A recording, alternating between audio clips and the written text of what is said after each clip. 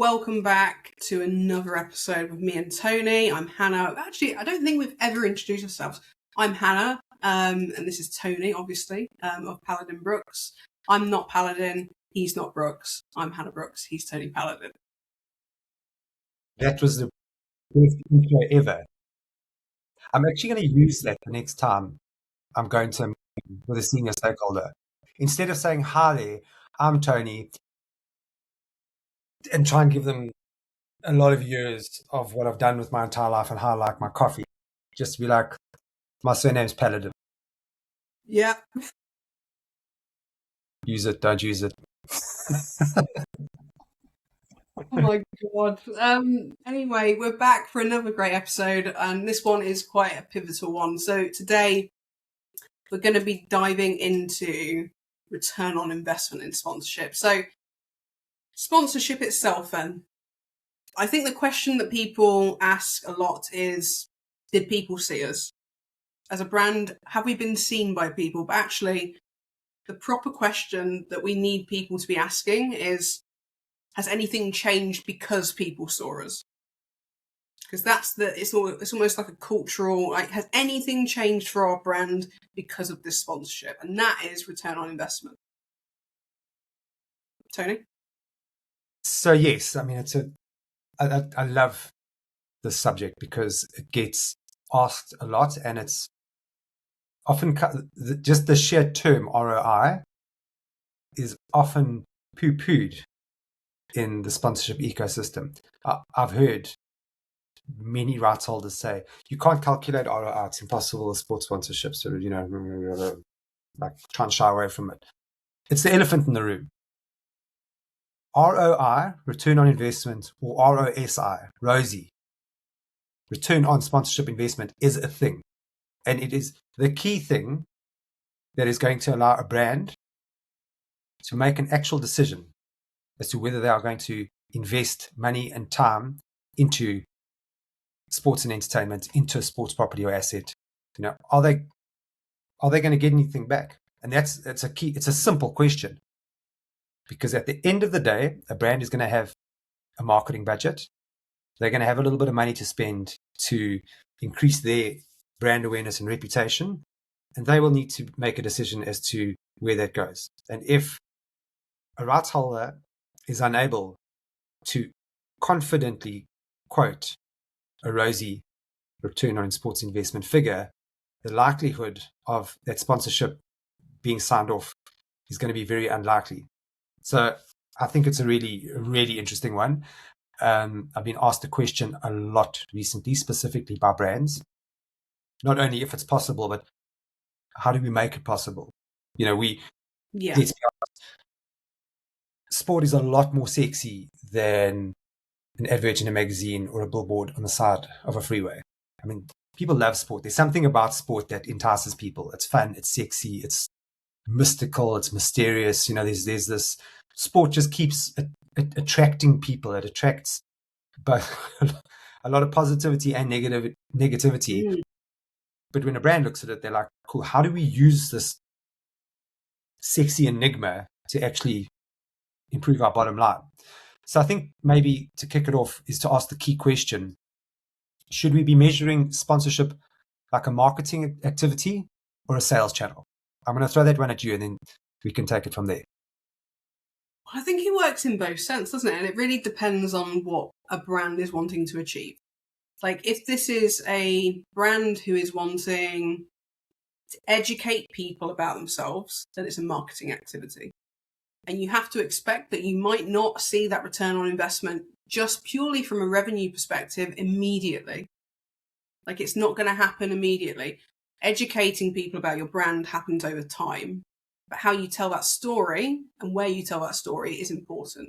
So aligning along strategic rights holders that are say on a similar journey to you is probably key.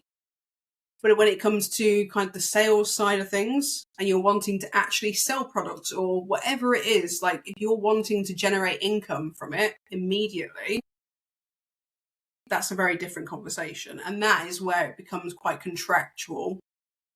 And you have to be very good at your contract reading, and you have to have a legal department to really oversee things from a rights holder perspective and a brand side. And you have to be very, very clear on what will be delivered. And it's still, I know it's always going to be a risk. I personally think there should be a balance between the two. I think if you are a brand who is new, educating people about who you have to be prepared to write off that money if you're sponsoring something. You have to be prepared to do that and walk away from that amount of money you're putting in to know that people are really happy to have seen your brand, engage with it, capture it on social media, and start linking you to a story of their experience. And then they'll start buying eventually. Like it takes time. But if you're wanting to pitch up and have a stall and have activation, but sell, that becomes a completely different conversation. So I'm going to wear two different hats now. Okay.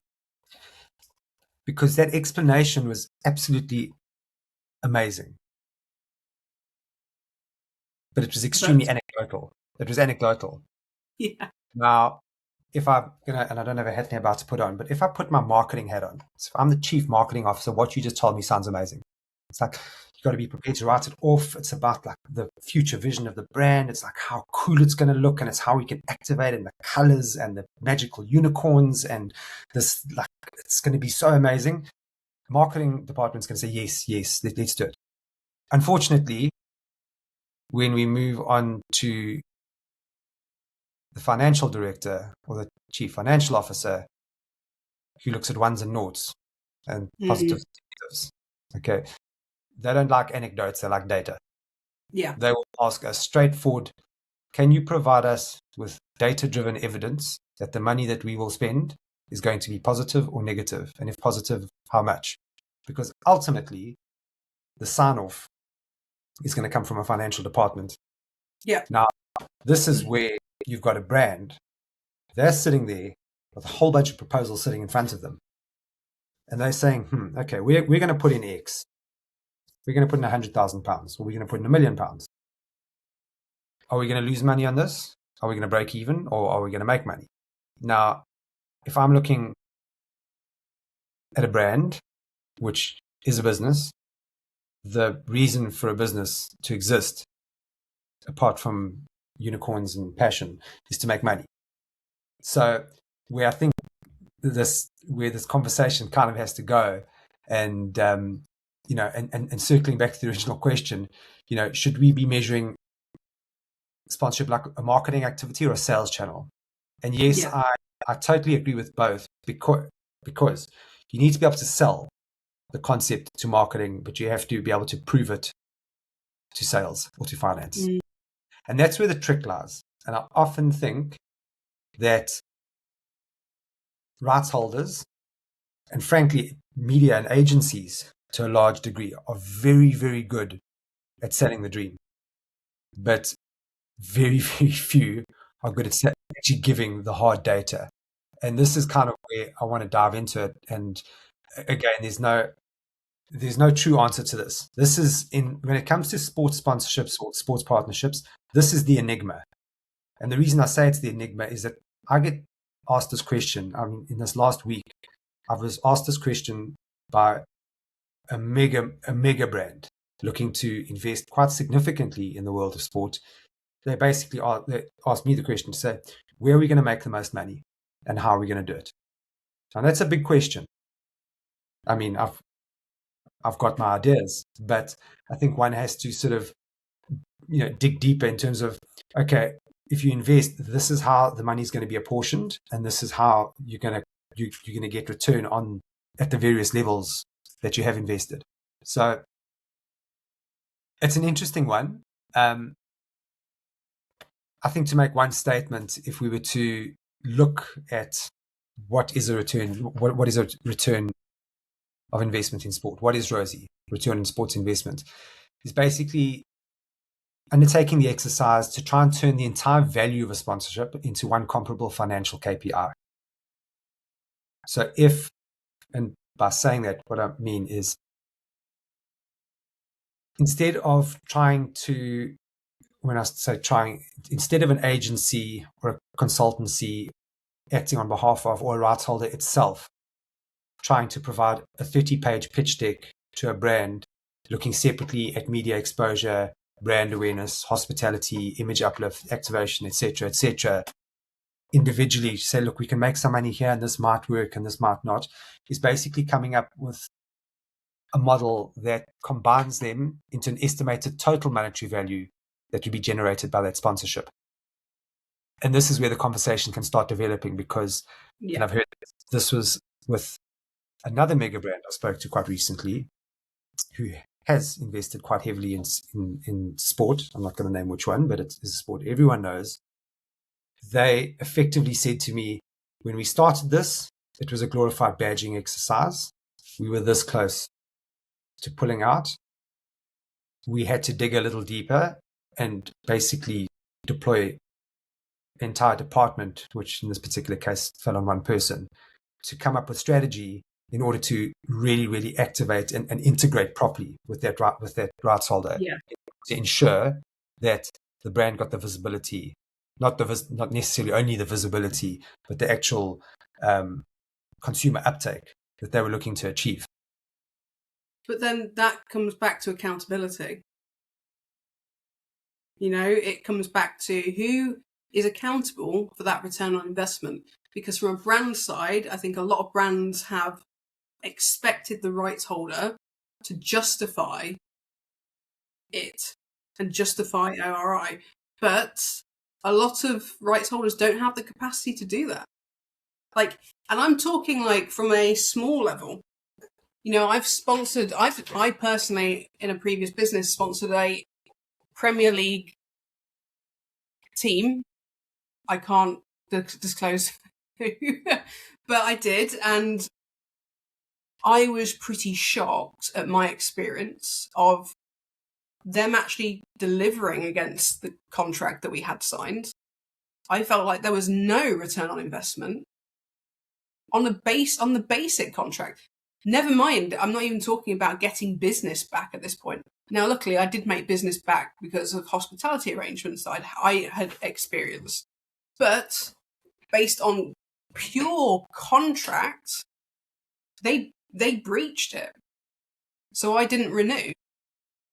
I mean, that's a bit different. But if we're looking at who's responsible for that, you're saying it's, brands are now recognizing that to make these sponsorships work, they have to invest in their infrastructure. So yeah, it does basically boil right back down to accountability. But I don't think, actually, before I get into this, that experience is not unique. No. Of breach of contract.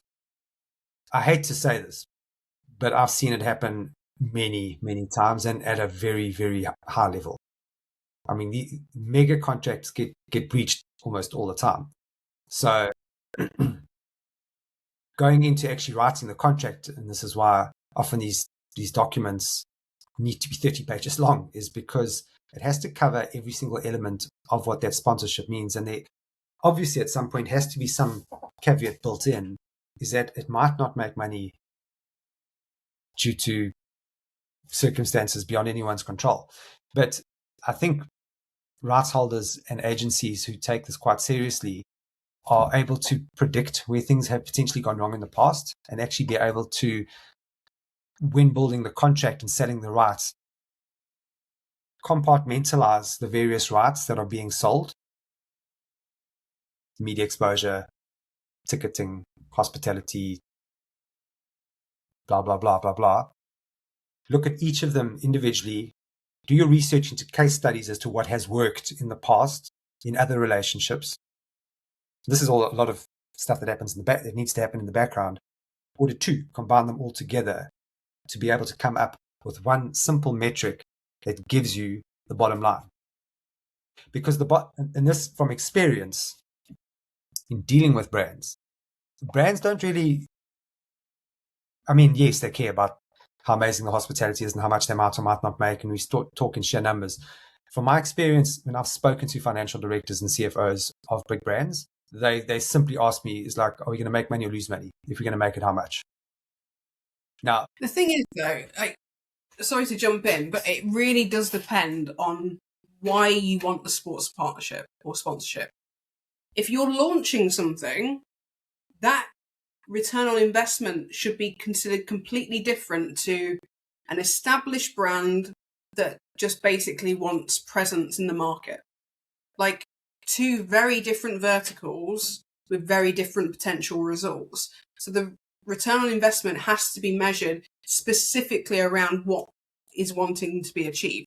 This is not a kind of, we can sit here happily today and say return on investment is X, because it isn't, it's not a blanket statement that we can say what it is, because it depends on the activity, it depends on the goals and aspirations of the brand. It depends on all of those things laid out very clearly with expectations of what you want to achieve. No? yes and no. On the yes part, and this is the difficult bit to quantify, is that there's going to naturally be a lag, and let's unpack this a little bit. By a lag, meaning is over time, what's the brand uptake going to look like? Emirates, as an example, has been sponsoring many sports for many years and is one of the world's largest and most luxurious and most affordable airlines. But they've done an exceptional job in terms of just becoming omnipresent. So because it's a multi-year ongoing activity. Exactly. And this is what I'm talking about, where the lag is. Because yes, in theory, if you're looking to get into the world of sport from a brand perspective, you need to be willing to lose money.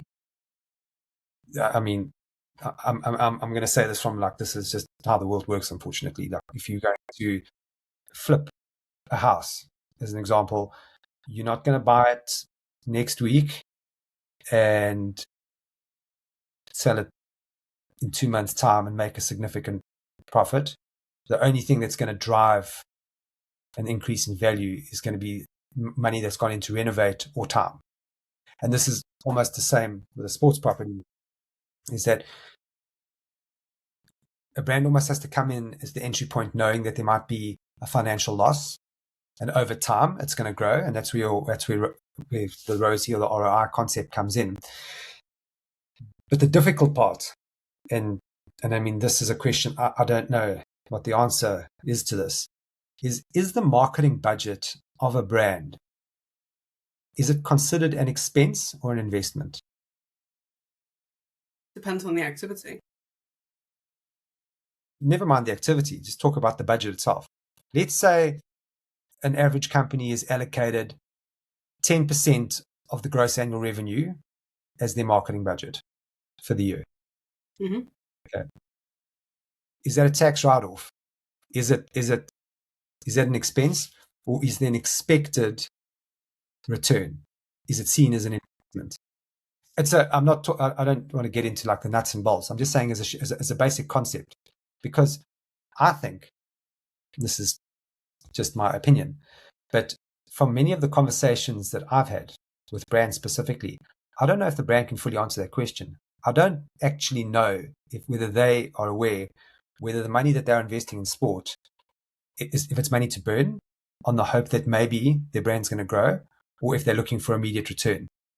Because a lot of the conversations that I've had and recently with brands that are, I say, quite impatient, they want return immediately like that.